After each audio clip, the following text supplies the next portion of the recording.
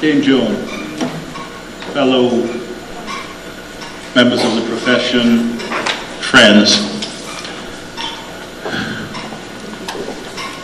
I do not propose at all to speak to the virtues of either of the bills. I'm going to leave it up to you to determine whether there's any virtue to them, but I choose instead to speak to the virtue of the Constitution as a very, very important document, in addition to being the supreme law of the country. Now, as between us, we have agreed a division of labor, at least between Mr. Tynes and myself. And I suspect that Dame Joan is going to have something substantive to say on the effect of the proposed amendment to Bill number 4 to add the word sex. I will have something to say on that in due course. But here is my contribution. I am always, and I have been since about 2012, when the idea began to be sprinkled about the country about the Constitution being discriminatory or containing provisions which discriminate between men and women. It's an absurdity. And no lawyer worth his salt or her salt should be heard uttering such nonsense. As the supreme law of the land, it is incapable of containing aspects of discrimination. Understand me.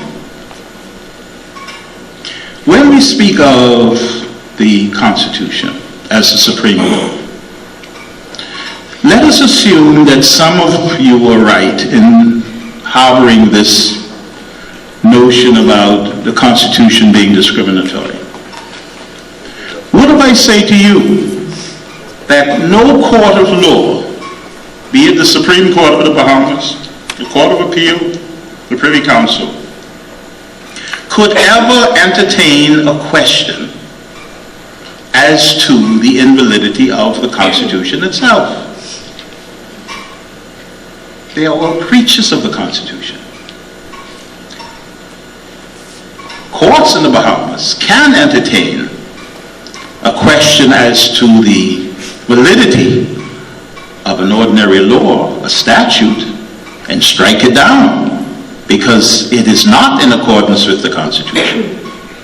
So however we see the Constitution, we must regard it for all of its integrity. Now, I have gotten some of my friends, even including one who was part of the Constitutional Commission, to, in one instance, write a letter pointing out his differences with his colleagues. The Constitution contains no lacuna, none whatsoever. Mr. Tynes has made the statement, quite correctly, it's unimpeachable, that the bills themselves have nothing to do with gender equality. They have nothing to do with equality or equal protection under the law. The bills are about citizenship.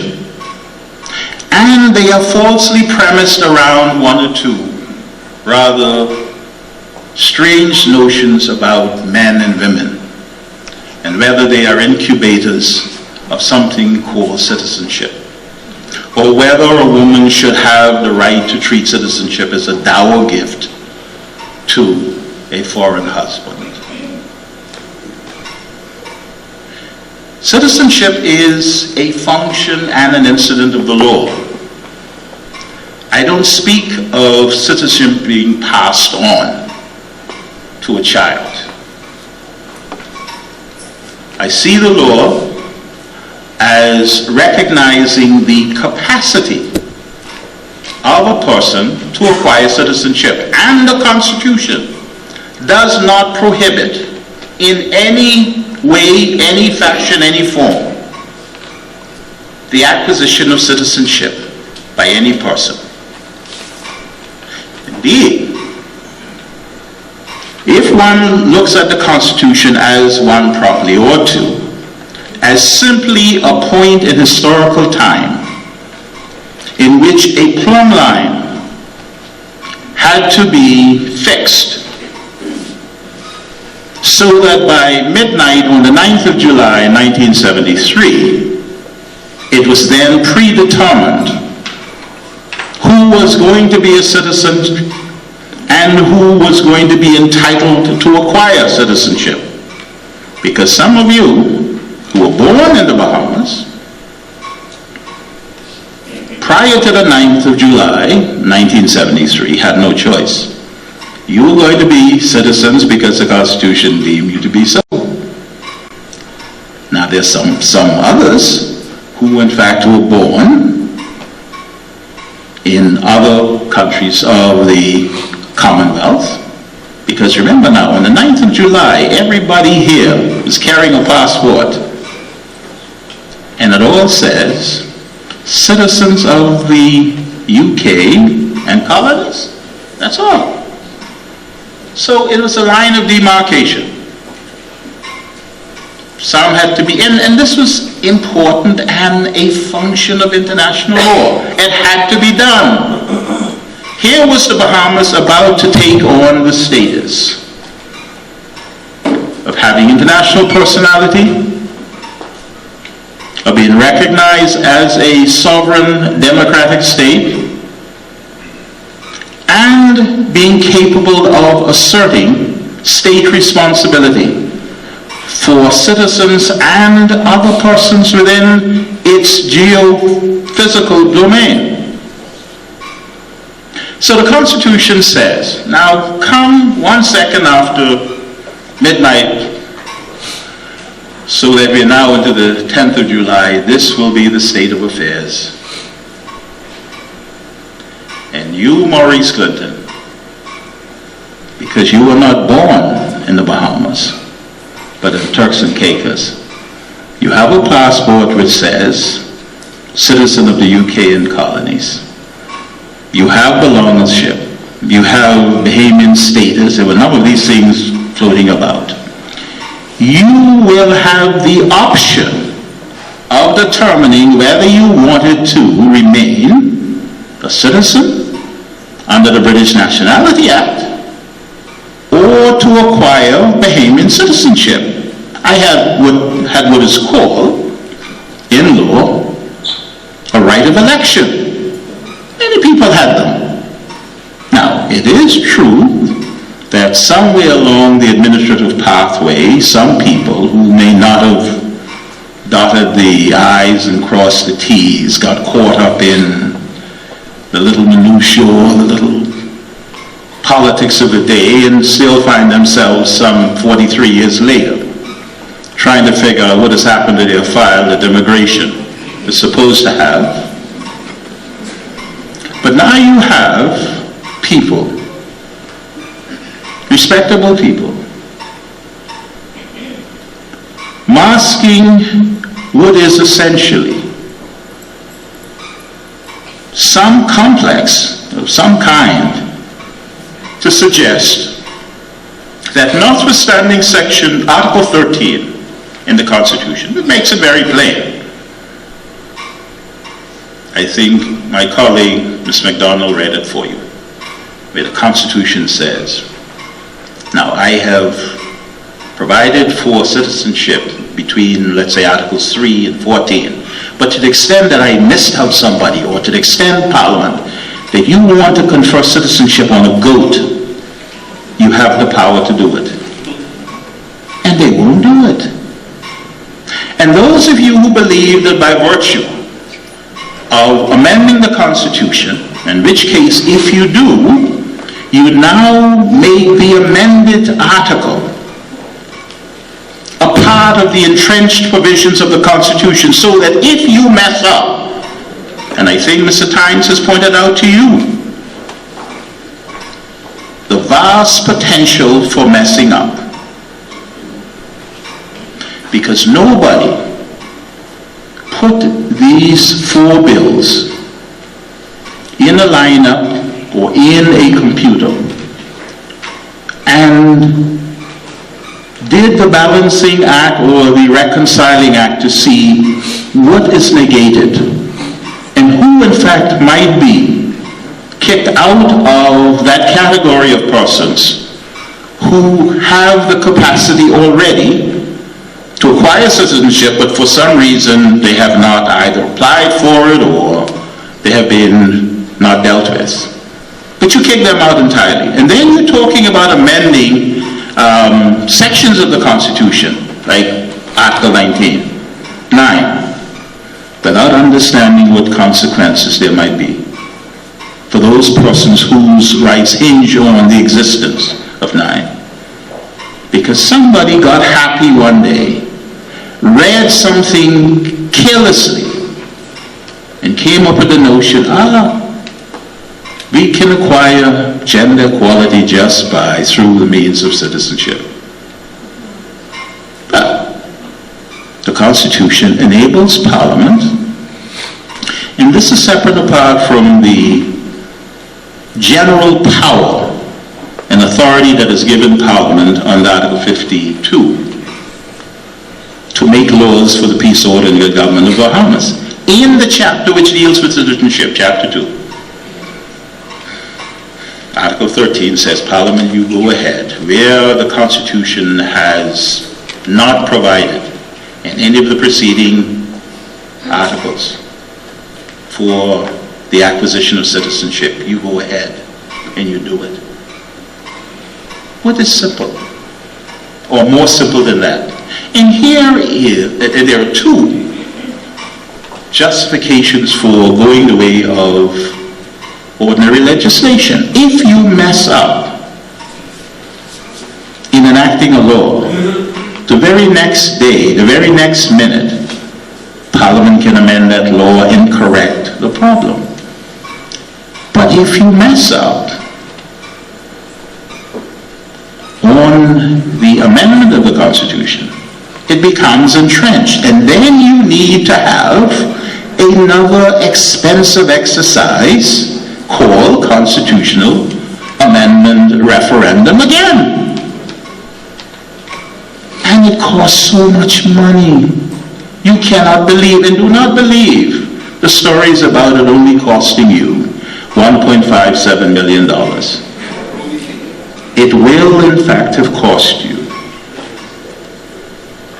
probably more in the neighborhood of $5.7 million. It is an expensive proposition. It is an unnecessary proposition. In my view, the pathway, if to the extent the Parliament felt that you needed to create more citizenship, and I think from the examples Mr. Tynes would have given, it is quite possible. You could, in fact, develop another Bahamian nation outside the Bahamas. And a very, very short period of time in our lifetimes, by virtue of the possibilities, were these bills to be enacted, you could theoretically no longer have legitimate concern about national security interests, because you won't have a nation that has to be secured. It'll be beyond the realm of concern. You will have no control over a nation. You will have a geographical area known as the Bahamas, but it will not exist only in that fashion. You will have a number of people who are either entitled to claim it as of right, or to claim entitlement by virtue of application. And one doesn't have to be xenophobic.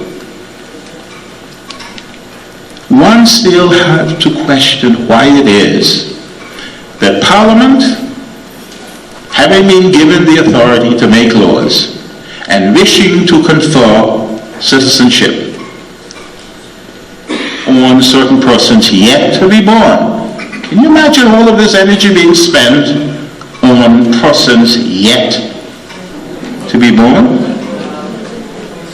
Meanwhile, you have so many people who lack the facility, lack the capacity to acquire something which could be very important to them on a daily basis. You must question why it is that these bills were dressed up in this way, under the color of gender equality. Nobody's going to object to equality. The Constitution doesn't. The Constitution speaks in terms of the protection of every person in the Bahamas. It does not even say that citizens are entitled to greater protection than non-citizens. What it does recognize, and these go back not prior to the Constitution, they go back to the common law and the whole principle of fealty and allegiance.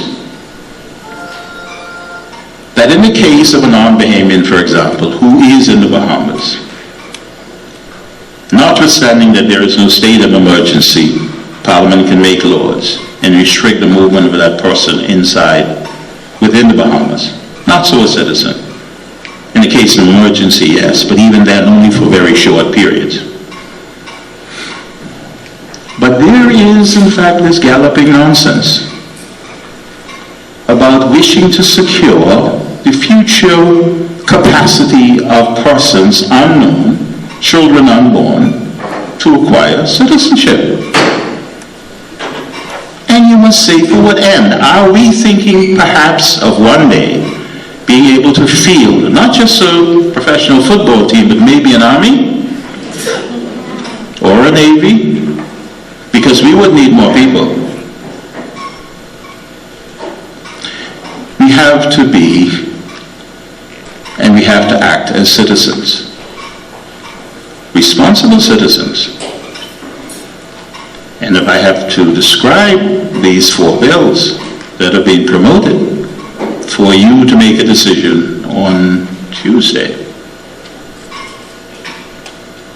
I would have to say that it was an irresponsible act. It was an expensive one, but it was also irresponsible. And it requires you, who have not been given sufficient time to educate yourselves. And I do not agree at all that those of you who are not lawyers should somehow be knowledgeable of the law and the law of the Constitution. There are those of us who are lawyers, and you will notice that we have different opinions about what the Constitution is. The Constitution is the supreme law, but it's more than that. It is the law by which we are to judge the making of inferior laws. Now, you might say, well, why did they choose to go by way of constitutional amendment? I can think of a number of situations in which an amendment of the Constitution might be justified. And that would be, for example, where at the time of the promulgation of the Constitution, there was something not in existence with which we are now faced. Let us say, for any of a number of strategic reasons, the Bahamas decides that it wants to be closer connected, let's say, and I'll use the Turks and Caicos Islands, so that you form some kind of confederacy, some federation. Well, at the time of the Constitution, that was not in the contemplation of the framers. That would require, that is, if we were going to all come under this Constitution, as opposed to another one, which comprehensively covers, well, you would have to amend it. You would have to amend the Constitution to provide for that new arrangement, that unforeseen possibility, or event, because that would be what you're achieving for, what you're aiming for. Not otherwise. There's no need to amend the Constitution to do the very same things that these bills are promising to do. I said, if Parliament embarked upon that exercise by ordinary legislation, and a mistake is made, they correct it, and it doesn't cost a penny. But they want you, at the end of the day, and this is my suspicion, to be responsible if there's a cock-up.